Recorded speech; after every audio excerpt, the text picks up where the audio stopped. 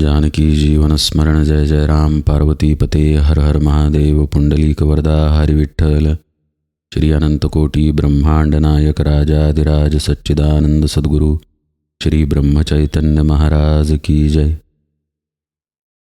श्री महाराजांच्या सेवेमध्ये दासबोधाची उजळणी आपण पाहतोय. दशक 5वा समास 6वा शुद्ध ज्ञान निरूपण. कालपर्यंत आपण या समासातील 15 ओव्या पाहिल्या. अनेक गोष्टींचा उलगडा समर्थांनी केला. 16व्या ओळीमध्ये आता समर्थ अत्यंत महत्त्वाची गोष्ट सांगतायत. ज्ञानाबद्दलच, आत्मस्थितीबद्दलच ते बोलतायत. पण काय म्हणतायत पहा. जेथून हे सर्व ही प्रगटी आणि सकळ ही जेथे आटे, ते ज्ञान झालिया फिटे भ्रांती बंधनाची. आता आपल्याला जे ज्ञान होतं ते कुठून प्रगट होतं का, इथपासून विचार करणं गरजेचं आहे. कुठून तरी ते प्रगट होत असेल तर कुठेतरी ते मावळणार हे निश्चित आहे. आता हे ज्ञान म्हणजे बाह्य ज्ञान बरं का, जेथून हे सर्वही प्रगटे. हे जे प्रगट होणं आहे ते वृत्तीवरती आहे, जाणीवेवरती आहे. हे ज्या अर्थी प्रगट होतं त्या अर्थी त्याचा शेवट आहे. असं पहा, आपण आत्ता काहीतरी करत असू, समजा निरूपण ऐकतोय किंवा काहीतरी हातामध्ये घेऊन काम करत आहे, तर त्या करण्याची जाणीव आपल्याला आहे. म्हणजे तिथे त्या अनुभवाचं प्रागट्य झालेलं आहे. आता हा अनुभव येण्याच्या आधी आपण कुठे होतो, आणि अनुभव आहे म्हटल्यानंतर तो संपणार आहे. श्रवण जरी आत्ता घडत असलं तरी कालांतरानं तर श्रवण थांबणार आहे. किंवा आपण झोपलो असलो तरी कालांतरानं उठणार आहे. किंवा आपले डोळे मिटलेले असले, शांत आपण कशाचा विचार करत असलो तरी थोड्या वेळानं डोळे उघडणार आहे. जे जे आपण काही करत आहोत ते कुठेतरी थांबवून आपण दुसरं कार्य करायला लागणार आहे. आणि हे असं आपलं सतत सुरू आहे. आत्ताही पहा, निरूपण ऐकताना आपण कदाचित विचार करत असू किंवा विचार करत नसलो तरी कदाचित पुढच्या क्षणी विचार उद्भवेल. सतत आपण कोणत्या न कोणत्या अनुभवामध्ये आहे, कोणत्या न कोणत्या जाणीवेमध्ये आहे. आता असं पहा, जिथं जाणीव आहे तिथं जाणीवेला अनुभवणारा निश्चितच कुणीतरी असला पाहिजे. अनुभवणारा तिथे कोणी नसेल तर जाणीवेला असण्याला काय अर्थ राहिला. जसं की निरूपण कोण ऐकतंय असा प्रश्न विचारल्यावर मी ऐकतोय असं आपण म्हणू, म्हणजे ऐकणारा कुणीतरी तिथे आहे म्हणून ऐकणे या गोष्टीला महत्त्व आहे. पाहणारा कुणीतरी आहे म्हणून पाहणे या गोष्टीला महत्त्व आहे. अशाच पद्धतीनं सर्व कर्मांच्या मागे कर्ता कुणीतरी आहे म्हणून ते कर्म अस्तित्वात आहे. हे जे प्रगट होणं आहे वृत्तीवरती आणि नंतर लोप पावणं आहे आणि सकळ ही जेथे आटे, त्याचं स्थान एकच कोणतं तरी असलं पाहिजे. असं पहा, अनुभव रूपानं गोष्टी निरनिराळ्या असल्या तरी अनुभव घेणारा एकच आहे की. व्यवहाराच्या दृष्टीनं आपण पाहूया. आपण प्रवासाला चाललो आहोत. खिडकीमधून आपल्याला झाडे दिसत आहेत, पर्वत दिसत आहेत, नदी दिसत आहे. थोड्या वेळानं आपली गाडी थांबली. मग आपण काही खाल्लं. थोड्या वेळानं प्रातर्विधीला गेलो. थोड्या वेळानं आपल्याला एखादा फोन आला. फोनवरती कोणाशी तरी बोललो. पुन्हा प्रवास सुरू झाला. आता एक बोगदा लागला. बोगद्यानंतर पुन्हा पर्वत दिसायला लागली. जर आपल्याला विचारलं की आपण जे पर्वत पाहिले, जी नदी पाहिली, जो बोगदा पाहिला, तो अनुभवणारा आणि अन्न खाणारा कुणी वेगळा होता का, तर आपलं उत्तर असेल नाही. सगळं मीच तर केलं, मीच तर अनुभवलं. म्हणजे प्रगट वेगवेगळ्या गोष्टी होत असल्या तरी ते प्रागट्य जिथून होतं ती जागा एकच आहे. आणि अर्थातच जिथून प्रगट होतं तिथेच गोष्ट मावळते, म्हणून मावळण्याची जागा ही एकच आहे. आणि ती जागा म्हणजे आपलं स्वरूप आहे. आता त्या स्वरूपाला मी कसा देह मानलेला आहे, ते प्रकृतीनं कसं घट्ट झालेलं आहे, हा विषय आपण मागच्या निरूपणात पाहिला. म्हणून मागचं निरूपण आणि ही होवी खरं म्हणजे एकमेकांना जोडूनच आहे. तो विषय आधी आपण नीट समजून घ्यावा की कशा पद्धतीनं आपण सत्वरजतमात्मक मनाच्या मार्फत या देहाशी गुंतलो गेलेलो आहे आणि या देहाला मी समजत आहे. वस्तुस्थिती अशी आहे की तिथे केवळ ब्रह्म आहे, आपला आत्माच आहे. अन्य कुणीही नाही. त्यामुळं प्रगट पुष्कळ गोष्टी जरी झाल्या अनुभवरूपानं, तरी त्या लोप पावतात त्याही आत्म्यामध्ये, आणि त्याचं प्रागट्य अनुभवाला येतं तेही आत्म्याच्या सत्तेमुळं. समर्थ म्हणतायत, या आत्म्यापर्यंत पोहोचणं आवश्यक आहे. एखादी गोष्ट प्रगट झाली तर त्यातच जो गुंतून राहिला तो प्रकृतीमध्ये अडकला, आणि गोष्ट लोप पावली तर त्याच्या स्मृतीमध्ये जो राहिला तोही प्रकृतीतच अडकला. आणि समजा स्मृतीमध्ये राहिला नाही तरी पुन्हा जे काही प्रगट होईल त्यात गुंतत गेला तर तो प्रकृतीतच अडकून राहिला. हे अडकणं टाळलं पाहिजे असं समर्थांना सांगायचं आहे. यालाच ते भ्रांती बंधनाची असं म्हणतात. आता हे टाळायचं कसं? कारण आपल्याला तर अनुभव येतोय आणि आपण इतके नकळतपणे त्या अनुभवाशी तदाकार होऊन जातो की आपल्याला अनुभव घेणारा आत्मा आहे आणि देह त्याच्यावरती आलेला बुडबुडा आहे हे ओळखू येत नाही. इतक्या वेगानं हे घडतं. म्हणजे याचा अर्थ असा की आपल्याला वेग कमी केला पाहिजे. पंख्याला पाती आहेत, 3 आहेत किंवा 4 आहेत, पण वेग कमी असेल किंवा पंखा थांबलेला असेल तरच ती आपण पाहू शकतो, मोजू शकतो, त्या पात्यांमधील अंतर अनुभवू शकतो. वेगानं फिरणाऱ्या पंख्याला 4 पाती आहेत ही केवळ माहिती आपल्याला असते, प्रत्यक्षात आपल्याला ती दिसत नाहीत. त्याचं कारण वेग. म्हणजेच शांत होणं आवश्यक आहे.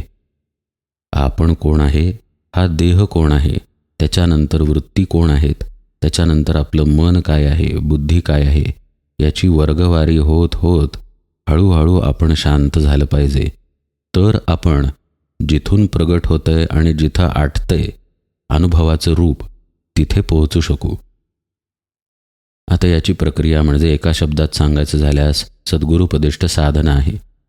हे आपल्या सगळ्यांनाच माहीत आहे, पण ती गोष्ट आपण या ओवीच्या माध्यमानं जाणून घेऊया. असं पहा, आपण नामस्मरणाला बसलो. आता आपण नामस्मरणाला बसलो आहे याची जाणीव आपल्या ठिकाणी आहे. हे पहिलं प्रागट्य आहे. शेजारचा नामस्मरण करत नाही आहे, अर्थातच मी नामस्मरणाला बसलो आहे या जाणीवेसहित आपण नामाला बसलो आहे. मग कुणीतरी दंगा करायला लागलं तर आपण तोंडानं खूण करतो, ओठांवरती बोट ठेवून म्हणतो, शांत बसा, नामस्मरण सुरू आहे. शांत बसा, मी पूजा करतोय. शांत बसा, आता मी ध्यानाला बसणार आहे. म्हणजे आपण देह आहोत या जाणीवेला न सोडता त्या जाणीवेसकटच आपण बसलो आहे. हरकत नाही, इथंपर्यंत आपल्याला त्या जाणीवेची गरज आहे. ही जाणीवच नसेल तर आपण ध्यानाला बसण्याचा सात्विक विचार करूच शकणार नाही. म्हणजे आपल्याला इथे मनाचा आधार घ्यायचा आहे, बुद्धीचाही आधार घ्यायचा आहे आणि ध्यानाला बसायचं आहे. आता आपण ध्यानाला किंवा नामस्मरणाला बसलो. बसल्यानंतर आता काय प्रगट होतंय? डोळे तर बंद आहेत, कान आपले उघडे आहेत. कानावरती काही आवाज ऐकू आला तर तो आवाज कशाचा आहे, कुणाचा आहे, कशा संबंधानं आहे, या सगळ्या वृत्ती एकदम उमटतात पहा. बहुतांश वेळा आपल्यासारखे लोक घरामध्येच ध्यानाला बसणार. आपल्या बायकोचा किंवा नवऱ्याचा, मुलाचा, मुलीचा किंवा आणखी कोणाचा आवाज ऐकू येतो. बहुतेक वेळा तो परिचित आवाज असतो. आपल्या आत वृत्ती निर्माण होते की हा आवाज कुणाचा आहे आणि कशासाठीचा आहे. नकळतपणे जे बोललं जातं त्याच्याकडे लक्षही जातं. डोळे मिटलेत बरं का आपले, ध्यानात आपण आहे किंवा नामस्मरणात आहे. आता आपलं जिकडे लक्ष गेलं तिकडे तो अनुभव प्रगट होतो. लक्ष ही गोष्ट परमार्थात अत्यंत महत्त्वाची आहे. सद्गुरूंनी लक्ष ठेवायला सांगितलेलं असतं भ्रूमध्यस्थानी किंवा नामामध्ये किंवा आत्मस्वरूपाच्या अनुसंधानामध्ये. आता हे लक्ष आपलं हटतं, बाजूला होतं जेव्हा आपण इंद्रियांमधून येणाऱ्या अनुभवांकडे लक्ष द्यायला लागतो. म्हणजे बसलो आहे मी ध्यानाला, सद्गुरूंनी सांगितलं आहे लक्ष द्यायला एके ठिकाणी, पण कानावरती आवाज आल्यावर तिकडे आपली वृत्ती धावली. आता हे एक प्रकारचं प्रगटीकरण आहे. आता वृत्ती धावली तर धावली, पण वृत्तीचा स्वभाव धावत राहणंच आहे. इथे साधकाची अडचण आहे. मग ती वृत्ती तिथे न थांबता त्याच्याशी संबंधित आणखी गोष्टींमध्ये गुंतते. मग कोणाचा आवाज आहे, काय ते बोलत आहेत, कशाबद्दल बोलत आहेत याचे अनेक विचार आपल्या मनामध्ये उद्भवायला लागतात. हे एक उदाहरण झालं. आता दुसरं उदाहरण पाहूया की वातावरण एकदम शांत आहे, कसलेही आवाज येत नाही आहेत. इतकं शांत आहे की आपल्या हृदयाची धडधड किंवा आपल्या श्वासांचे आवाजही आपल्याला स्पष्ट ऐकू येत आहेत. आता अशा वेळी ही वृत्ती उमटते, काहीतरी प्रगट होतं. आपलं हृदय धडधडत आहे किंवा श्वास आत बाहेर होत आहेत याच्या ठिकाणची जाणीव प्रगट होते. आपल्याला शांत बसायला सांगितलेलं आहे, ते सोडून ही जाणीव आता त्या धडधडीकडे, श्वासाकडे लक्ष द्यायला लागते. ही जी जाणीव आहे ही तशी साधनेला उपकारक आहे, मारक नाही. कारण या जाणीवेमध्ये मनाचा विचार नाही आहे. येणाऱ्या जाणाऱ्या श्वासांकडे लक्ष गेलेलं आहे किंवा हृदयाच्या धडधडीकडे लक्ष गेलेलं आहे. आणि या दोन्हीही क्रिया अनैच्छिक सुरू आहेत. आपापल्या सुरू असल्यामुळं त्यात आपलं कुठे कर्तृत्व नाही, आपला कर्ताभाव तिथे नाही. त्यामुळे पुष्कळ साधक सुरुवातीला श्वासांवरती लक्ष देऊन शांत होण्याचा अभ्यास करतात. हेही अर्थात सद्गुरूंनी सांगितलं असेल तरच करावं. एक लक्षात ठेवा, परमार्थ साधनेचं मूल सूत्र हेच आहे, जे सद्गुरूंनी सांगितलं ते करावं. त्यामुळे सद्गुरू कधीकधी सांगतात की श्वासांवरती लक्ष द्या आणि शांत होण्याचा अभ्यास करा. आता हे सुद्धा प्रगट होणंच आहे बरं का. श्वासांवरती लक्ष दिलं म्हणजे ध्यान नव्हे, हा शांत होण्याचा एक उपाय झाला. यानं निश्चित शांतता येते. पण शांतता टिकूनच राहिली तर सगळेच सिद्ध झाले नाहीत का? ती टिकत नाही. तिथे प्रगटीकरण होतं पुन्हा विचारांचं, कोणत्या ना कोणत्या संकल्पाचं किंवा विकल्पाचं. मन हे शब्दरूपानं समोर येऊन उभं राहतं. आता हे जे प्रगटीकरण आहे ते सुद्धा साधक अनुभवतो. म्हणजे यात कशातही लक्ष द्यायला खरं म्हणजे तो ध्यानाला किंवा नामाला बसलेला नाही, पण जे करायचं नाही ते तो करायला लागतो. एका विचारातून दुसरा, दुसऱ्या विचारातून तिसरा, अशी साखळी वाढत वाढत वाढत आपण जे प्रगट झालेलं आहे त्यामध्ये गुंतून जातो. मगाशीच निरूपणामध्ये एक वाक्य आलं पहा, जे प्रगट झालेलं आहे त्याच्यातच आपण गुंतलो तर आपण प्रकृतीमध्ये अडकून गेलो. म्हणजेच जर आपण विचार करत आहे तर आपल्याला प्रकृतीचा संग आहे हे निश्चित. आता ही प्रकृती सत्वरजतमात्मक आहे, मनामुळं बांधली गेली आहे, हा विषय आपण पूर्वी पाहिला आहे. म्हणून ते नीट समजून घेऊन हे निरूपण श्रवण केलं पाहिजे. आता या प्रकृतीचा संग तर आपल्याला झाला. अशी गंमत आहे की आपल्याला संग झाल्याचंही कळतं. म्हणजे आपल्याला विचार करायचे नाही आहेत पण आपण विचार करत आहे हे सुद्धा आपल्या लक्षात येतं. म्हणजे हेही पुन्हा एक प्रगटीकरण आहे. आपण कधी झाड पाहिलंय का? एक झाडाचं खोड असतं आणि खोडाला फांद्या फुटलेल्या असतात. आता त्याला काही ठरलेलं गणित नाही. 4 मुख्य फांद्या असाव्यात का 3 असाव्यात. ज्या काही फांद्या आहेत त्याही तेवढ्याच न राहतात, त्या फांद्यांनाही उपशाखा फुटतात आणि त्यांनाही फुटतात. असं प्रगटीकरण होत होत झाड वाढत जातं. अशाच पद्धतीनं आपल्या मनाचं ध्यानाच्या किंवा नामस्मरणाच्या स्थितीत होतं. हळूहळू करत विचारांचा मोठा वृक्ष होऊन जातो आणि आपण त्या वृक्षामध्ये हरवून जातो. इथे साधकानं सावध असणं आवश्यक आहे की पहिली फांदीच फुटू द्यायची नाही. एक विचार येत आहे तो विचारच येऊ द्यायचा नाही. ही गोष्ट साधकाला जेव्हा जमते तेव्हा झाड वाढायचं थांबतं. म्हणजे प्रगटीकरण होत आहे ही गोष्ट आत्तापर्यंत आपण पाहतोय. त्या प्रगटीकरणाला थांबवायचा अभ्यास सद्गुरू शिकवतात. ते थांबवणं गरजेचं आहे. असं पहा, प्रगटीकरण जिथून होत आहे ते आत्मस्वरूप आहे हे आपण पाहिलं मगाशी. म्हणजे काय होणार? आपण जर प्रगटीकरण थांबवलं तर ते आत्मस्वरूपामध्येच पुन्हा शांत होणार. लहान मुलांचा एक खेळ असतो पहा. वेगवेगळी भोके असतात त्या खेळण्यामध्ये आणि प्रत्येक भोकातून एक एक बाहुली वरती येते. ती वर आली की त्या बाहुलीला पकडायचं, असा एक खेळ आहे. प्रत्येक वेळी वेगवेगळ्या भोकातून कशी पण बाहुली येईल त्याचा काही नेम नाही. म्हणून लहान मूल त्या खेळात रंगून जातं. कधी त्याचं लक्ष असतं त्या भोकातून बाहुली वर येते, कधी त्याचं लक्ष नसतं, त्या भोकातून बाहुली वर येते आणि त्याला मजा वाटत राहते.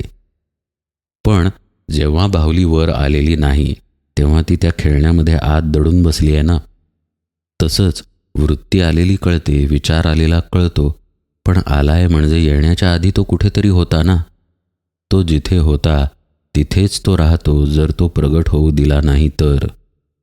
म्हणून आधी विचारांना थांबवावं, वृत्तींना थांबवावं, आणि हे जमतं. फक्त अडचण एवढीच आहे की ते एकदम जमत नाही. काही वर्षांचा अभ्यास केल्यानंतर जमतं. त्यालाही एक सुसंगत तर्क आहे. खूप वर्षांची, खूप जन्मांची सवय असल्यामुळे ते एकदम जमत नाही, अन्यथा लगेच जमलं असतं. अशांततेची आणि वृत्तीसारख्या येत आहेत आणि आपण त्यात वाहवत जातोय, याची सवय आहे आपल्या जीवाला, म्हणून आपल्याला शांत व्हायला वेळ लागतो. पण सद्गुरूंची कृपा, सद्गुरूंचे आशीर्वाद, सद्गुरूंची शक्ती आपल्या प्रयत्नांच्या मागे असते. त्यामुळे त्यांच्या कृपेनं हे एक ना एक दिवस निश्चित जमतं. विचार शांत झाला की आता तो जिथून उमटला आहे त्या आत्मस्वरूपामध्ये मुरून जातो. अभ्यास जितका जितका चांगला होईल तितकं तितकं विचारांचं येण्याचं प्रमाणही हळूहळू कमी होत जातं आणि मग साधक शांतावस्थेमध्ये जास्तीत जास्त राहायला लागतो. म्हणजे काय केलं त्यानं? जे प्रगट होतंय त्याला त्याच्या उगमापाशीच थांबवलं. जणू एखाद्या नदीचा उगम असावा आणि त्या उगमापाशीच नदीला समजा थांबवलं तर तिथेच महासागर व्हावा. अशा पद्धतीनं वृत्ती आतमध्ये मुरून आत्मस्वरूपामध्ये मिसळून जाते. आता वृत्तीचं प्रगटीकरण थांबलंय असा अर्थ होत नाही बरं का. विचारशून्य दशा म्हणजे ब्रह्मतदाकारता मुळीच नाही. त्यामुळे इथे साधना थांबली नाही. ते जिथे मुरत आहे त्या आत्मस्वरूपापर्यंत साधक पोचायला लागतो. साहजिक आहे, कारण तो बसला आहे, शांतपणे आहे, तर कुठेतरी त्याचा प्रवास होतच आहे ना. आत्तापर्यंत आपण एवढंच पाहिलं की विचारांना त्यानं थांबवलं, पण तो कुठे थांबला आहे? त्याची हालचाल, त्याचं साक्षीत्व अजून जिवंत आहे. तो साक्षी रूपानं जो राहिलेला आहे ती पण एक वृत्तीच असते जी आत्म्याला शांतपणे अनुभवते. असं पहा, आत्म्यातून गोष्ट प्रगट झाली आणि आत्म्यामध्येच मुराली. जेथून हे सर्वही प्रगटे आणि सकळही जेथे आटे. पण हा जो आत्मा आहे तो अजूनही आपल्याला भेटलेला नाही. तो आपल्याला साक्षीत्वानं अनुभवाला येतो. म्हणजे कोणताही शब्द असत नाही, कोणतीही वृत्ती असत नाही. चित्त अगदी निस्तरंग असतं, पण आपल्याला ही जाणीव असते की आपण आहोत आणि आपण आत्मस्वरूप आहोत. आता या जाणीवासुद्धा नंतर जेव्हा लोप पावतात, हे सुद्धा एक प्रकारचं प्रगटीकरण आहे, पण हे अत्यंत खोल आणि सूक्ष्मातील प्रगटीकरण आहे. इथपर्यंत जाणारे साधकच अत्यंत विरळ असतात. हे प्रगटीकरणही जेव्हा लोप पावतं, म्हणजे या साक्षीचा सुद्धा जेव्हा लय होतो, तेव्हा केवळ ब्रह्मस्थिती शिल्लक राहते. आणि मग ते ज्ञान झालिया फिटे भ्रांती बंधनाची, असं साधकाचं होतं. आता त्याच्यापाशी भ्रांती नाही. भ्रांती जी होती ती मुळात जीवभावामुळे होती, आणि जीवभाव प्रकृतीनं बांधला गेलेला होता. मागचं निरूपण. आता भ्रांती नाही, म्हणजेच ते सगळं बंधन ज्यानं बांधला गेलेला होता जीव प्रकृतीला, ते बंधन तुटून गेलं. आपण पाहिलं आहे की ते बंधन मनाचं असतं, संकल्प विकल्पाचं असतं. ते बंधन तुटून गेल्यानंतर तिथे काहीही राहत नाही, कुठलाच भ्रम राहत नाही. त्यामुळे तिथे प्रकृतीचा स्पर्श नाही, रज तम सत्वाचा स्पर्श नाही. मन तर तिथे मेलेलंच आहे. जे काही मूळ आहे ते ब्रह्म तेवढं तिथं शिल्लक राहतं, आणि तेच आपण आहोत हे सद्गुरूंनी आपल्याला सांगितलेलं असतं. म्हणजे सद्गुरू कृपेनं साधनेची सुरुवात होऊन अंतही सद्गुरू कृपेनंच घडतो. जीवाला हे आपोआप कळून येतं की आपण ब्रह्म आहोत, आणि ते जे कळून येणं आहे ते वृत्तीरहित असतं, साक्षीरहित असतं. असं जेव्हा ते घडतं त्यावेळी ते शुद्ध ज्ञान ठरतं. जोपर्यंत तिथे वृत्ती आहे की मीच ब्रह्म आहे हे कळत आहे तोपर्यंत तुर्येची अवस्था आहे, ते खरं ज्ञान नाही. तो मी जेव्हा गळून पडतो तेव्हा त्याची उन्मनी होते आणि तिथे खरं शुद्ध ज्ञान, शुद्ध ब्रह्मज्ञान, आत्मज्ञान प्रगट होतं. आता हे अनुभव रूपानं प्रगट होणं आणि मुरून जाणं, आणि हे जिथे प्रगट होतंय, मुरतंय, तिथे आपलं स्वरूप आहे हा विषय आपण साधनेच्या माध्यमानं पाहिला. पण ही गोष्ट आपल्या जीवनामध्ये रोज होत असते जेव्हा आपण झोपी जातो. झोप लागल्यानंतर जे जग आपण अनुभवत असतो ते जग लोप पावतं आणि झोपेमध्ये आपण प्रवेश करतो. झोपेमध्ये जर स्वप्न पडलं तर स्वप्नरूपानं एक निराळं जग आपण अनुभवतो आणि ते अगदी आपण तितक्याच खरेपणानं अनुभवतो जितक्या खरेपणानं आपण जागृती अनुभवलेली असते. आणि समजा ती अवस्था सुटली, आपल्याला जाग आली, तर स्वप्नातील जग खोटं ठरतं आणि पुन्हा जागृतीतील जग खरं वाटायला लागतं. याचा अर्थ असा झाला की अनुभव येणं आणि अनुभव मुरणं हे सतत आपल्यामध्ये सुरूच असतं.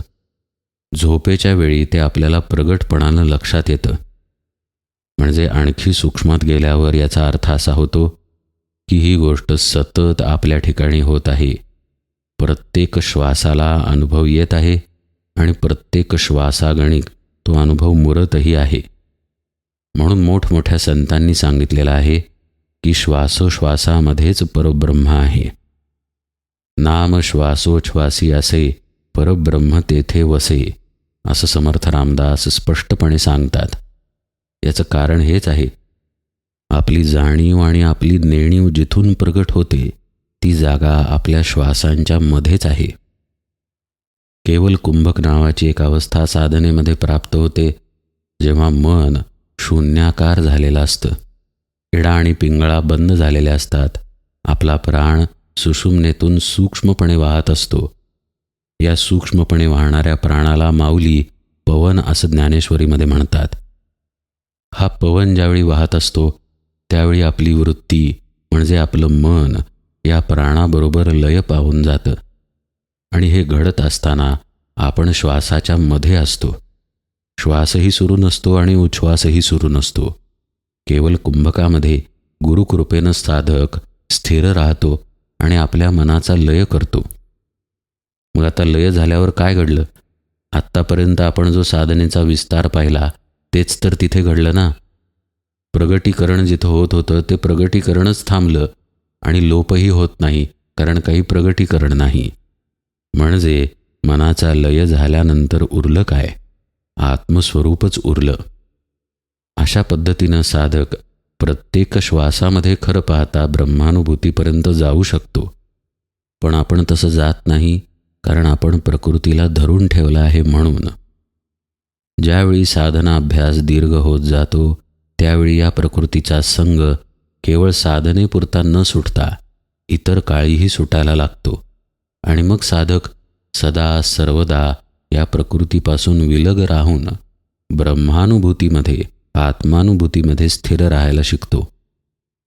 श्री महाराजांचं साधंच पण अत्यंत मार्मिक असं वाक्य आहे, आपण अनेकदा पाहिलंय.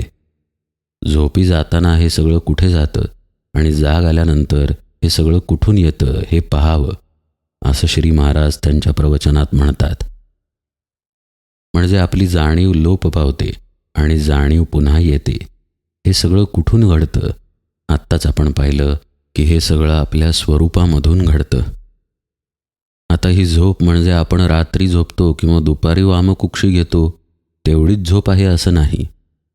जेव्हा जेव्हा आपल्याला मी आत्मा या जाणीवेचा विसर आहे तेव्हा आपण झोपेतच आहे. जेव्हा आपल्याला ही जाणीव आहे की मी म्हणजे देहच, तेव्हा आपण झोपलेलोच आहे. मग जर देहबुद्धीचीच झोप असेल तर देहबुद्धीरूपीच स्वप्न म्हणजेच प्रकृतीचे अनुभव येणार नाहीत का? रजतमसत्वात आपण खेळत राहणार नाही का? आणि ते स्वप्न संपलं तरी पुन्हा आपण देहबुद्धीतच जागे होत असू तरी पुन्हा अभिमानाच्याच ठिकाणी राहणार नाही का? आणि जर याच्या उलट म्हणजे मी आत्मा असा भाव असेल, असं अनुसंधान असेल, तर ती जागृतीच आहे. अशा पद्धतीनंही जर विचार केला तरी दर क्षणाला आपण झोपेत राहायचं का जागं राहायचं हे साधकाच्या सावधानतेवरती अवलंबून आहे. जितका साधक सावध असेल तितकी त्याची साधना तीव्र होईल आणि तितका तो उगमाकडे आपोआप पोहोचेल. मग भ्रांती तिथं राहणारच नाही. ते ज्ञान जालिया फिटे भ्रांती बंधनाची. समर्थ आता पुढे काय सांगत आहेत तो भाग उजळणीमध्ये आपण यथावकाश पाहूया. आज निरूपण सेवेला इथेच विराम देतो. जानकी जीवन स्मरण जय जय राम.